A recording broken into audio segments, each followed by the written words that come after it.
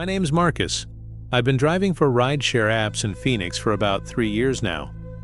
It's not a glamorous job, but it pays the rent, and most of the time it's easy. You pick someone up, make some small talk, drop them off, and move on to the next. After a while, it all blends together, especially the night shifts. But there's one night I still think about way too often. It was late November, a Sunday night, a little past 1 a.m. Business was slow and I was about to call it quits. I'd pulled into a Circle K to grab a drink and was sitting in the car, sipping my Gatorade, when a new ride request came through. Pickup location just off a frontage road near I-17. Drop off, a residential area on the outskirts of Glendale. I figured one last fare wouldn't hurt. I drove out to the pickup spot, a deserted stretch of road near some warehouses and a used tire shop. I didn't see anyone at first. The street was lit only by a few distant floodlights, and there were no homes nearby, just empty lots and chain-link fences. Then I noticed someone standing in the shadows between two dumpsters. A man stepped out slowly, wearing dark jeans and a hoodie with the hood pulled low. He didn't wave or say anything. Just opened the back door and got in. "Marcus?" he asked, voice low and gravelly. I nodded through the rear view. "Yep. You headed to West Gardenia?" He said nothing, just leaned back into the seat, staring ahead. I shrugged it off. Some people don't like to talk. I tapped the screen to start the trip and pulled onto the road. From the start, the vibe felt off. Guy didn't move, didn't fidget, didn't even check his phone. He just sat rigid, his hands on his knees, staring straight ahead. Every time I glanced in the mirror, he was in the exact same position. No blinking, no change. Trying to break the tension, I said, "So, late night, huh? Long shift or something?" No response, not even a grunt. I decided to focus on the road. We were about 10 minutes into the ride when I noticed something odd. The app had recalculated the route. It now showed a different destination, a spot out near the White Tank Mountains, way past the original Glendale address. It was a place I didn't recognize and definitely not residential. I glanced into the mirror. "Hey man, did you change the destination?" Still nothing. I cleared my throat and tried again. "You want me to keep going to this new spot?" This time he spoke. "It's fine. Just keep driving." His voice was cold, measured, like he was reading off a script. Something about that sent a chill through me, despite the warm Arizona night. We left the city lights behind, heading into darker, more rural areas. The GPS eventually led me onto a narrow road flanked by desert brush and broken fences. No streetlights, no signs of life. Just sand, darkness, and my headlights slicing through it. I slowed the car. "Hey, this doesn't really look like a drop-off point. Are you meeting someone out here?" The man leaned forward slightly, just enough that I could finally see his face in the rearview mirror. His eyes were wide, unblinking, and there was something unnervingly blank about his expression, like he wasn't really seeing anything. "I used to live here," he whispered. That didn't help at all. I scanned the road ahead, searching for any turnoffs, any landmarks, anything that looked remotely like civilization. There was nothing. Just miles of desert and a vague hum in the distance, maybe wind, maybe something else. I reached for my phone, pretending to check the map. But really, I was trying to discreetly share my location with a friend. My thumb hovered over the screen. "Don't." I froze. His voice came from inches behind my ear, even though I hadn't heard him move. My skin prickled. I turned slightly and saw him now leaning forward, his face far too close to mine. His eyes looked darker than before, almost black. "I said don't," he repeated. "Just keep driving." I obeyed. We drove for what felt like forever, maybe 20 more minutes. The road narrowed, turned to gravel. Then, out of nowhere, he said, "Stop here." There was nothing there, just desert. I hesitated. "Stop the car," he said again, louder. I pulled over. The tires crunched over loose gravel. I kept my hands on the wheel, heart pounding. The man didn't move. For almost a full minute, he just sat there. Then finally, he opened the door and stepped out. Before closing it, he leaned down and said something I'll never forget. "You should turn around now. Don't watch." Then he shut the door and walked slowly into the darkness, vanishing into the desert like he'd never been there. I didn't wait. I threw the car in reverse, spun around, and tore down that road like the engine was on fire. I didn't stop until I hit a gas station back near civilization. Parked under the lights, I sat there shaking, trying to make sense of what just happened. The ride was still active on the app, but the destination? Gone. Just a blank screen. I contacted support. They couldn't trace the rider. No profile picture, no card on file, nothing. The trip had somehow been deleted, like it never happened. I filed a police report, but they didn't find anything either. No record of anyone living out there in years. That entire stretch of land was supposed to be abandoned. County property waiting for development. That was the last night I drove for a rideshare app.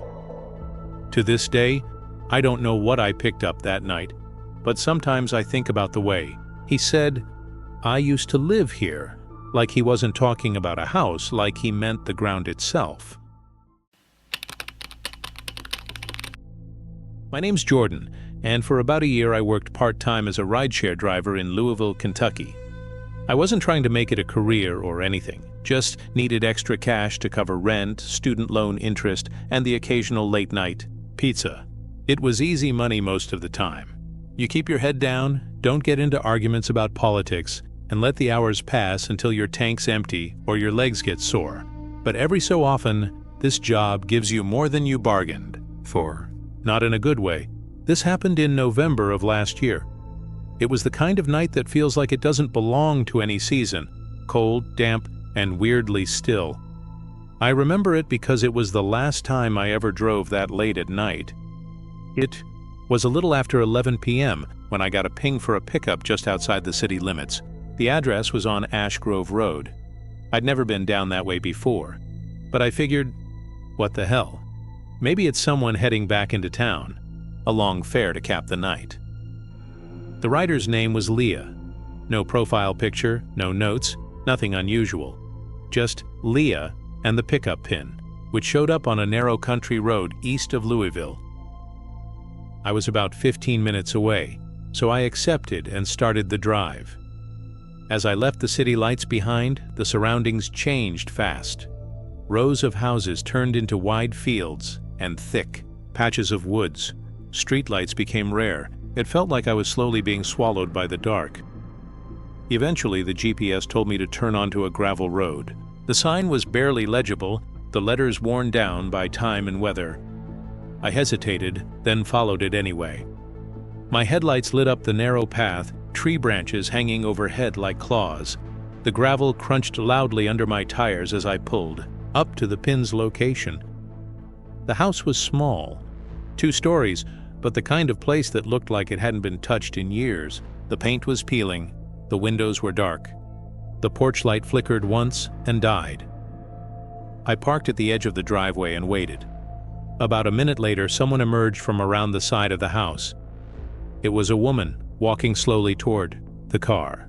She wore a long, dark coat with the hood pulled up, hands hidden in her sleeves. Something about her walk made me uneasy, like she was moving too deliberately, as if each step was carefully measured. She didn't wave or say anything, just opened the back passenger door and got in without a word. "Leah?" I asked. She nodded. "Once? Cool. Headed downtown?" Another nod. It wasn't unusual for people to be quiet, especially late at night, but there was something about the way she just sat there. No phone, no movement, just staring straight ahead, rigid. I tried to break the ice. "Long day?" She didn't answer. I started driving anyway, following the directions on the app. We had about a 25-minute ride ahead. The silence in the car felt heavy, like the air itself didn't want to move. About 10 minutes in, I noticed a smell. Not strong, but distinct, like damp soil and something metallic. At first, I thought it might have been coming from outside, maybe the scent of decaying leaves or something in the woods. But it grew stronger. I glanced at the mirror to see if Leah noticed anything. That's when I saw something that made me feel off. The rear-view reflection of her was blurry, not out of focus like a camera glitch, more like smeared. I blinked hard, still there. I looked back quickly. In the seat behind me, she was perfectly still. But her coat looked wet. Not soaked, but like she had been out in the rain. Thing is, it hadn't rained in 2 days. The hood clung to her head, and there were darker stains along her arms. My mouth went dry. "You doing okay back there?" I asked. Silence. I kept driving, trying not to glance at the mirror. My knuckles were white on the steering wheel. Every instinct in me screamed that something was wrong, but I couldn't explain it. I just wanted to finish the trip and get the hell out of there. About 5 minutes from the hotel, at a red light, she finally spoke. Her voice was soft, hoarse, like she hadn't used it in years. "Do you believe in ghosts?" The question hit me like a gut punch. I forced a nervous laugh. "That's a weird thing to ask." "I think I was one," she whispered. I turned around slowly. Her face was barely visible under the hood, but what I could see was pale, unnaturally pale. Her eyes weren't looking at me. They were fixed on something distant, something I couldn't see. I faced forward again. My hands were shaking. When we finally reached the hotel, some old brick building near the waterfront, I pulled up to the curb and parked. "We're here," I said quietly, trying not to show how fast my heart was racing. No response. I turned around. The back seat was empty. The door hadn't opened. I hadn't heard a sound, but she was gone. Vanished. I jumped out, ran around the car. Nothing. I even looked under the vehicle like an idiot. There was no one there. No footprints, no door movement, nothing. I opened the app. The trip had disappeared. No ride history, no charge, no record that anyone named Leah had ever been picked up. Shaking, I drove straight home and locked every door behind me. The next day, I told a friend about it, someone who's lived in Louisville her whole life. When I mentioned Ash Grove Road, she froze. "There was a fire there a few years ago," she said. "Woman died in the house. They say she tried calling for help, but no one found her until the next morning." Her name? Leah Whitmore. She'd lived alone, no family. Her body had been found near the back of the house, by the rear porch, burned but still in that same long coat she always wore. I looked it up. It was true. The photos of the house matched the one I'd seen that night. And the fire had happened in 2019, exactly 3 years to the week before my ride. Since then, I haven't taken a single night shift. I won't drive past Ash Grove. And even now, when I get into my car, I check the back seat first thing. Because sometimes, when it's quiet, and cold, and still, I swear I can smell that same damp metallic scent. Like something's waiting. My name's Alex, and for the last 3 years, I've been driving for one of those rideshare apps, Uber, Lyft, whatever keeps my tank full and my rent paid. Most nights are uneventful.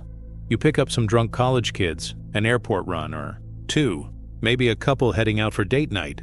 It all blurs together after a while. But there's one ride I'll never forget. The one that made me think about quitting for good. It happened last October during Halloween weekend, which is usually when you make the most money. I live in Denver, Colorado, and that Saturday night, the city was buzzing. Bars were packed, people in costumes lined the sidewalks, and the surge pricing was in full swing. I'd already made close to $300 by 1:30 a.m., and I told myself I'd do one more trip before calling it a night. I was parked near Capitol Hill when the request came in, pickup location, a few blocks away on Pearl Street. The rider's name was John. Nothing unusual. The app said it was a 20-minute ride going south to Inglewood. Pretty standard for someone heading home from a downtown party. I pulled up in front of this older duplex. The porch light was off, but I saw a guy step out of the shadows, tall, wearing a black coat and a beanie pulled low. He moved slowly, deliberately, like he was either drunk or just didn't care how long it took. He opened the back door and got in without saying a word. I glanced in the rearview mirror and gave him the usual line. "Hey, John. Headed to Inglewood?" He paused before answering. "Yeah." His voice was low, kind of gravelly, no slurring or anything. He didn't seem drunk, but there was something about the way he spoke that made my skin crawl. I shrugged it off. It was late. People get weird. We started driving and the app's GPS plotted a familiar route down Broadway. I tried making a little small talk, just something to fill the silence. "Busy night, huh? You coming from a party?" John didn't answer at first. Then he said, "No, just needed to get away for a while." Okay. Vague, but not the weirdest thing I'd heard. The car fell into an uncomfortable silence. I kept checking the mirror. He was just sitting there, eyes straight ahead, not on his phone, not even looking out the window. Just still. As we passed through some quieter streets, I started to get that sense, like I was being watched. I don't mean glanced at. I mean stared down. I caught a look in the mirror, and sure enough, John's eyes were locked on me. Not curious, not bored, focused. I cleared my throat. "Everything good back there?" He didn't respond, just kept staring. I turned the music up a bit, trying to shake the tension, but my fingers felt tight on the wheel. Something felt off. I looked down to check the route again, and that's when I noticed something strange. The app wasn't tracking the ride anymore. Normally, there's a live map showing your progress, but this one was frozen. The destination dot was still there, but we weren't moving on the map. I tapped the screen a couple times. Nothing. I asked, "Hey, your app acting weird too?" John finally spoke, but it wasn't an answer. He just asked, "Do you ever feel like you're driving into something you can't come back from?" I didn't know how to respond. I gave a nervous laugh, hoping he was just trying to sound deep or mysterious. I mean, traffic on I-25 is kinda like that. He didn't laugh, didn't smile. We were now on a stretch of road near the outskirts of Inglewood. Lots of warehouses and old industrial buildings. It's not unsafe, but it's quiet. Too quiet for 2 a.m. Then, out of nowhere, he said, "Turn left here." I checked the app again. It didn't say to turn. "Are you sure? The GPS says—" I said turn left. His voice was sharp this time. Not yelling, but forceful enough to make me obey without thinking. I turned. We were now on a narrow surface, road running behind some abandoned lots. No lights, no signs, just my headlights cutting through the darkness. My stomach tightened. I knew I had to get out of this. I fumbled for my phone, pretending to check a message, but I was really opening the emergency assistance button on the Rideshare app. I heard John shift in the back seat. "Don't," I froze. "I see what you're doing. Don't." My heart was pounding. I said as calmly as I could, "Look, man, if you're in trouble or need help, I can call someone. We can go to a hospital, the police, whatever you need." He leaned forward. His face was close to mine now, and I could smell something foul on his breath, like rust and sweat. No hospitals, no police. I glanced ahead and saw a break in the fence to our right. Beyond it was a wide-open lot, gravel and dirt, with an old burned-out car in the center. Without thinking, I slammed on the gas and veered through the gap, bouncing hard as we hit uneven ground.